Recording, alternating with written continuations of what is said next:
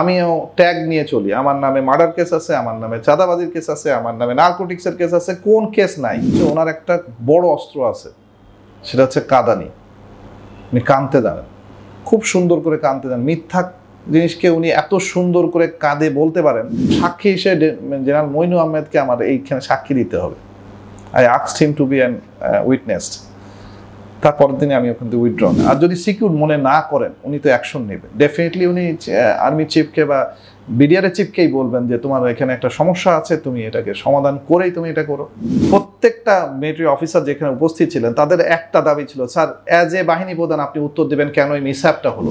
আপনার দায়িত্ব আপনি পালন করছিলেন কি করেন নাই, করলে কেন করতে পারেন নাই, সেটা শুধু আমাদেরকে বলবেন। আমরা আপনার কাছে আর কিচ্ছু চাই না। এই হত্যাকাণ্ডের মূল লক্ষ্যটা ছিল, সেটা হচ্ছে একটা সিম্বলিক ভাবে আপনার মোটিভেশনালি আর্মির প্রত্যেকটা অফিসারের মধ্যে ভয় ঢুকাই দেয়া। Any officer who has got a quality to become a leader, তাদেরকে আর্মিতে রাখা যাবে না, বাঁচায়ও রাখা যাবে না। আপনি যেটা বলতে চাচ্ছেন যে গোয়েন্দারা হয়তো মানে প্রাইম মিনিস্টারকে জানায়নি, কিন্তু এমন অভিযোগ আছে এবং বলা হয়, অনেকেই বলেছেন যে প্রাইম মিনিস্টার স্বয়ং জানতেন, সাবেক প্রাইম মিনিস্টার শেখ হাসিনা।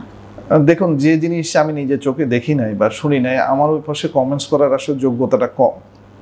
আমি প্রাইম মিনিস্টারের অভিজ্ঞতাটা বলতে পারবো তারপরে, মানে 25-26 ঘটনার পরে যখন উনি আর্মিকে অ্যাড্রেস করতে আসতেছেন, তখনকার কিছু ঘটনা হিসেবে আমি ওনার ভূমিকাটা বলতে পারবো। কিন্তু তার আগে উনি জানতেন না, এটা যদি আমাকে জিজ্ঞাসা করেন অ্যাজ এ প্রফেশনাল, আমি বলবো উনার 100% জানতেন প্রফেশনালি। কিন্তু আমার কাছে কোনো প্রমাণপত্র চাইতে পারবেন না, কারণ আমি তো ওই জবে তখন কাজ করি না যে আমি ওনার কাছে ইনফরমেশন নিয়ে গেছি, বা আমি ডিজিএফআইতে চাকরি করি বা এনএসআইতে চাকরি করি বা ওনার মিলিটারি অ্যাটাচি হিসেবে কাজ করি যে আমি ওনাকে নিয়ে গেছি, তা আমি করিনি, সেটা আমি জানি না। সেটা কমেন্টস করাটা আমি যুক্তিসঙ্গত মনে করছি না। বাট আমি যেটা জানতে চাই যে প্রাইম মিনিস্টার, এটা প্রোটোকলেই পড়ে যে উনার ওই অনুষ্ঠানে যাওয়ার কথা ছিল, উনি অনুষ্ঠান ক্যান্সেল করছেন। কিন্তু উনি ক্যান্সেল যখন করছেন তার আগেই তো এই ধরনের সিকিউরিটি চেকগুলো হয়ে যায়।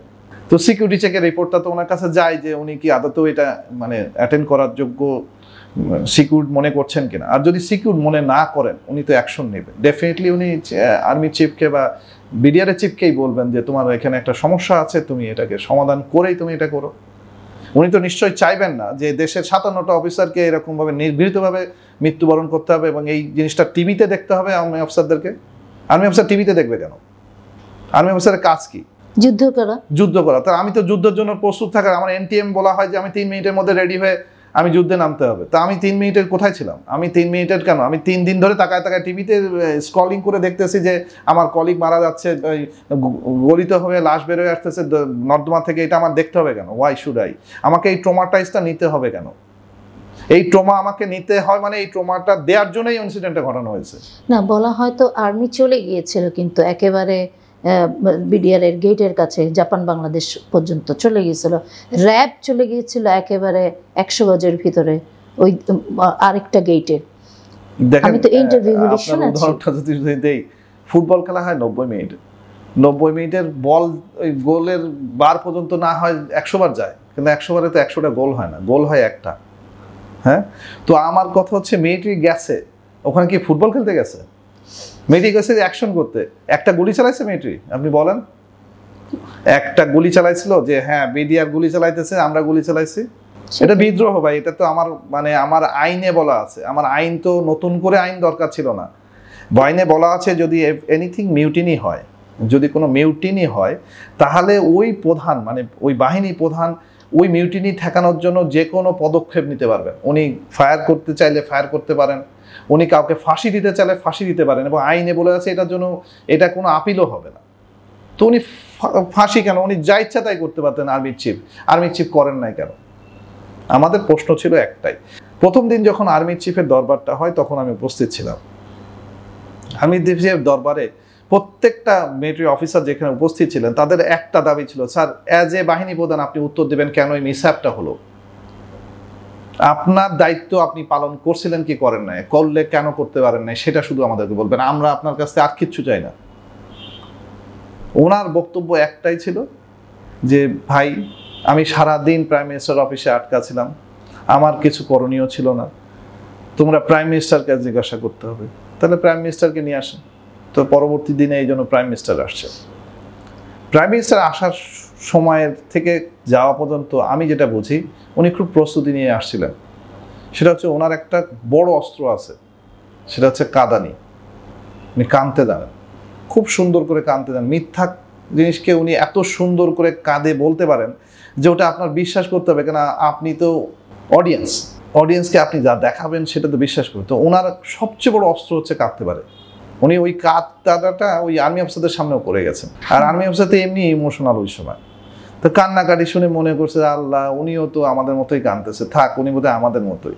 Basically she was a killer, very good prescribe killer, very good prescribe কিলার।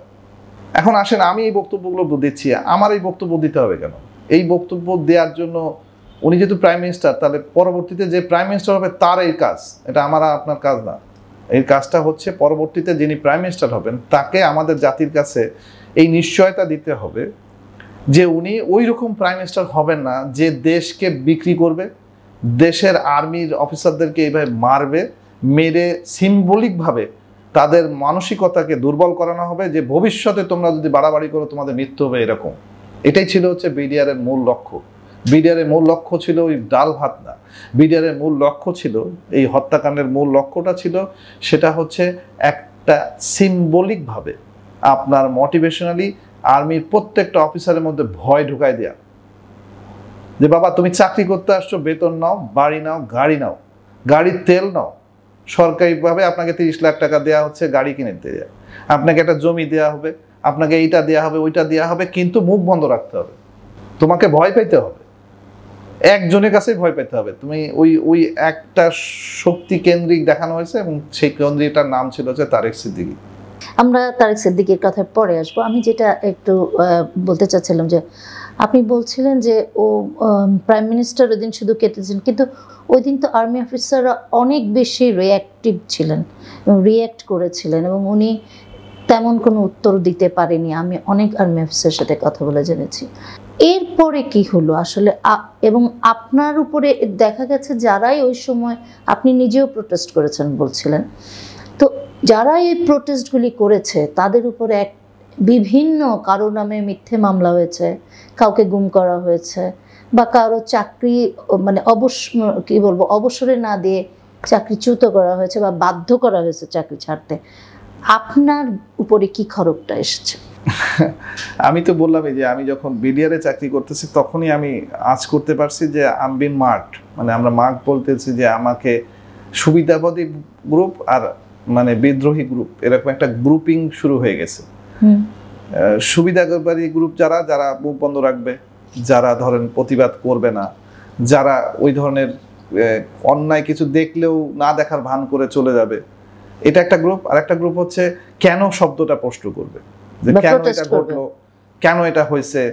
তার মধ্যে আমি একজন অন্যতম, কারণ হচ্ছে আমি একটু ল সম্বন্ধে ওই সময় জানি, আমি অনেকগুলো প্রসিকিউটর, তার মধ্যে দুর্ভাগ্যক্রমে আমি একটা প্রসিকিউশনে পড়লাম যেখানে ওই বিডিআর এর সময়ের ঘটনার একজন অফিসারের একটা প্রসিকিউশনে আমাকে ওখানে লয়ার নিয়োগ বলি আমরা, প্রসিকিউটরের ওই জায়গায় ভূমিকায় নেওয়া হলো।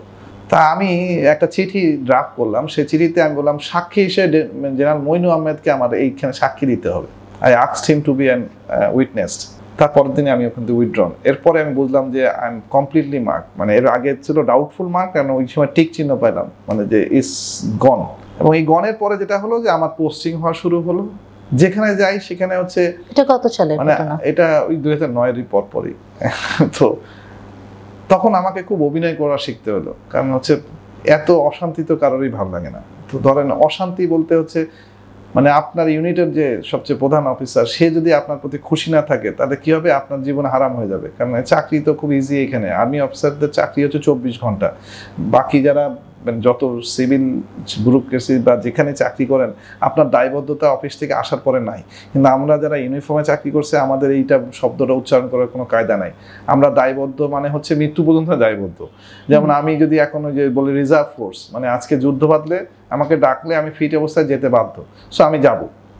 এই যে মোটিভেশন প্লাস হচ্ছে এটার জন্য যে দায়বদ্ধতাটা, এই সার্ভিস ব্যতীত কোনো সার্ভিসে এরকম দায়বদ্ধতাটা নাই।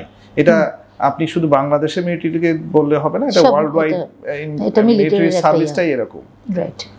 তো সেই ক্ষেত্রে যদি আমি বলি যে সেক্ষেত্রে যে জিনিসটা দাঁড়াইছে সেটা হলো 2009-এর এই ঘটনার পরে সবার মধ্যে শঙ্কা দাঁড়ালো যে কে আর বাঁচবে আর কে বাঁচবে না, কে থাকবে আর কে থাকবে না। ঝরঝর করতে করতে আমার চোখের সামনে যেটা সবচেয়ে বড় বাজে রকম ঝরলো সেটা হচ্ছে আমার কমান্ডেন্টের চাকরি চলে গেলো ওভার টেলিফোন। একটা ফোন আসলো, আমি ফোনটা পিক করলাম, আমি তার স্টাফ অফিসার, তাকে ফোনটা দিলাম, সে ফোনে কথা বললো, 1 ঘন্টা পরে তার চাকরি নাই। কে ছিল আপনার কমান্ডেন্ট তখন? কর্নেল ওয়ে সুদা, উনি ছিলেন আমার কমান্ডেন্ট। উনি হ্যাপেন্স টু বি বিএনপির সময়, মানে 2003 সালের সময় উনি এসএসএফ এ চাকরি করতেন, এবং উনি এসএসএফ এ চাকরি করেন সময়ে উনি আমাদের ওখানে যেহেতু ইউনিটে চাকরি ছিলেন, ওনাকে বিএনপির তখনকার আমলে একজন জেনারেল আকবর স্যার নামে একজন উনি ফোন করেছিলেন, জাস্ট ফর এক চিটচ্যাট ইনফরমেশন, হয় না যে কলিগ।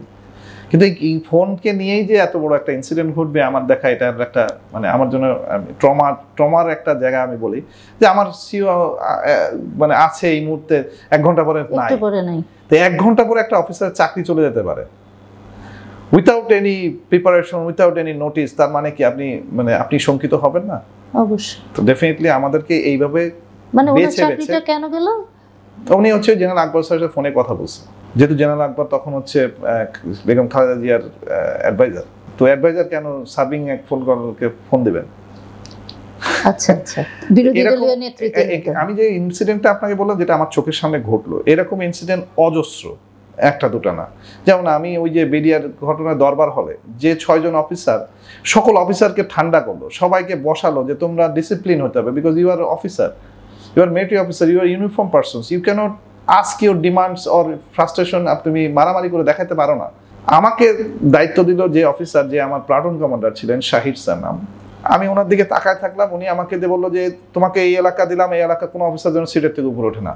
তো আমি স্বাভাবিকভাবে মিড ক্যারিয়ার অফিসার, সো আমি বাকি জুনিয়রদের অফিসারদের দায়িত্ব নিলাম, তাদেরকে বসালাম যে তোমরা উত্তেজিত হবে না, তোমাদের কথাগুলো বলো, আমি এটা লিখে লিখে স্যারকে দিচ্ছি। তো একটা কাগজ নিলাম, জেনারেল মইনুর সাথে বৈঠকে লিখে লিখে পয়েন্টগুলো সব অফিসারদের কাছে পয়েন্ট লেখা হলো, এবং এই পয়েন্টটা যে কয়জন অফিসারের হাতে দেয়া হলো, যে কয়জন স্পিচ দিল, একটা লোকের চাকরি নাই। তাদের অপরটা কি অপরাধ হচ্ছে, সে ডিসিপ্লিন করাইছিল অফিসে। অপরাধ হচ্ছে ওই সময় কোনো ইনডিসিপ্লিন, যাতে মইনু আহমেদকে ধরেই তো ওই দিনকে মানুষ পিটায় মেরে ফেলবে, এরকম একটা ইমোশনাল দিয়ে চলতেছে। সেই জায়গা থেকে সেই ডিসিপ্লিন, যে কয়টা অফিসার ডিসিপ্লিন ফেরত নিয়ে আসলো, তাদের চাকরিটা সবার আগে গেল। এটা কি প্রমাণ করে না যে আপনি খুব টার্গেটেড? কারণ ওনারা টার্গেট করলো যে কয়টা অফিসারের মধ্যে লিডারশিপ কোয়ালিটি আছে, আই রিপিট, যে কয়টা অফিসারের মধ্যে লিডারশিপ কোয়ালিটি আছে তারা বেছে বেছে বের করেছে। যারা লিডারশিপ দিতে পারে তাদের কাউকে আর্মিতে রাখা যাবে না, একদম স্পেসিফাইড। আমি আবার রিপিট করি, any officer who has got a quality to become a leader, তাদেরকে আর্মিতে রাখা যাবে না, বাঁচায়ও রাখা যাবে না। তাদেরকে যেভাবে হোক তাদের দেশত্যাগ করাই দিতে হবে, বা তাদেরকে আর্মিতে বের করে দিতে হবে, তাদেরকে নামে একটা ট্যাগ দিতে হবে। যেমন আমিও ট্যাগ নিয়ে চলি, আমার নামে মার্ডার কেস আছে, আমার নামে চাঁদাবাজির কেস আছে, আমার নামে নারকোটিক্সের কেস আছে, কোন কেস নাই?